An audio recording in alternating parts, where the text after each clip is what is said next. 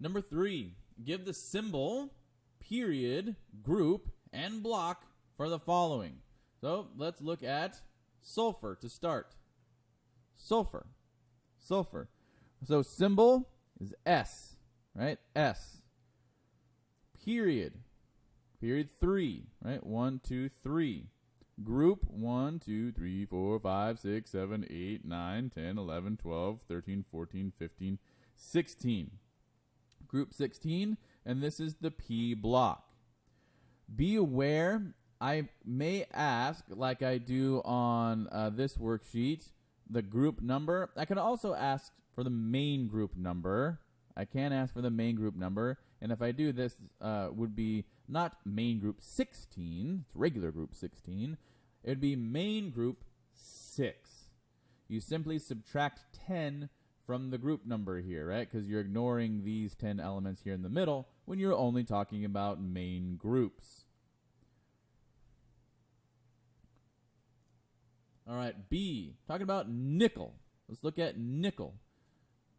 Nickel's right here. That's going to be in period 4, right? 1, 2, 3, 4.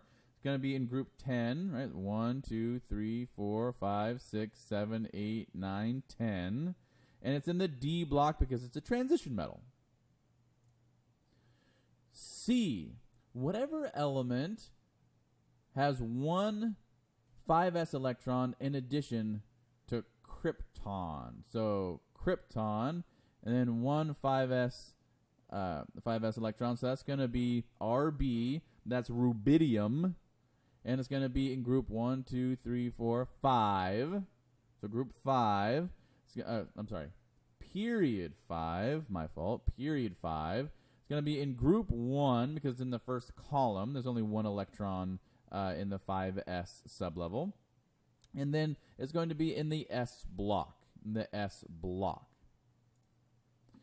Lastly, D, in addition to the electrons from argon, we have 5 3d electrons and 1 4s electron. Okay, so let's take a peek at this.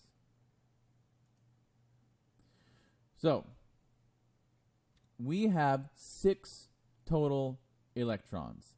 6 total electrons. We have 5 electrons in the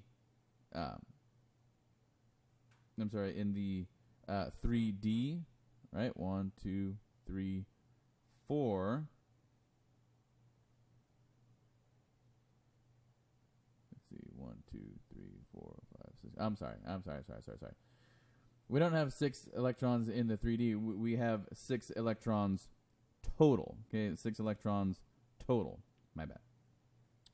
But what we're seeing here is normally we would go 4s1 and 4s2 and then go into the 3D 1, 2, 3, 4, and then 5. Okay. Normally, this would be the 3D 5 element right here because electron 1, 2, 3, 4, 5 in the 3D sublevel. Okay. But notice this says 3D 5, but 4s1. There's only one electron. There's only one electron in the 4s sublevel. And no, that's not a mistake. It can happen. It's a certain exception.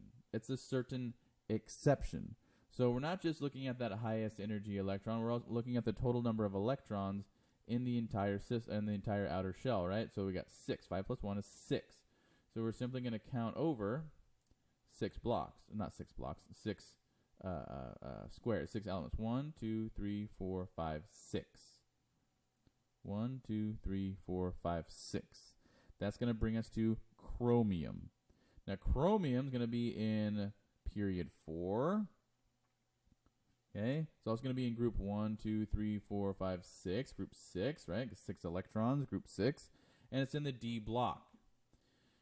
Now, you might be asking, is this even possible? I thought you have to fill the lower energy electrons, lower energy orbitals full of electrons before you can move on to a higher energy orbital.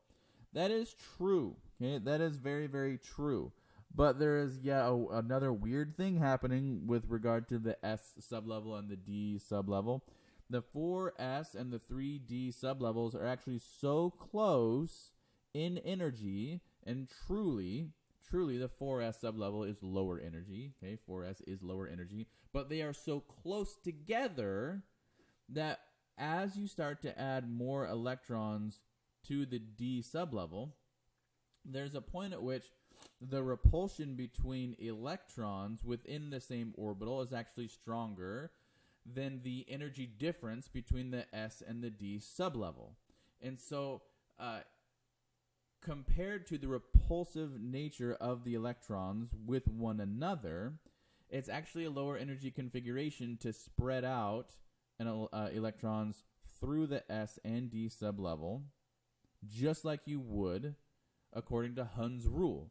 Turns out the s and d sublevels are so similar in energy, once you start packing lots of electrons in there, they start to act as though they are all in the same sublevel. And when you're filling orbitals within the same sublevel, you have to fill each one singly before you can go back and double up any of them. Right? I'm going to fill wrong one. Each of these singly, right? One here, okay, 1s1, right? One electron here, one electron here, one electron here, until we get to, notice these are all half full sublevels, right? The s sublevel can hold 2 electrons, it's only got 1. The d sublevel can hold 10 electrons, it's only got 5. So when you get to that half full point to satisfy Hund's rule, you have to have each of them singly filled. And we see this exception happen in all of the elements in the same group as chromium, and all of the electrons in the same group as copper.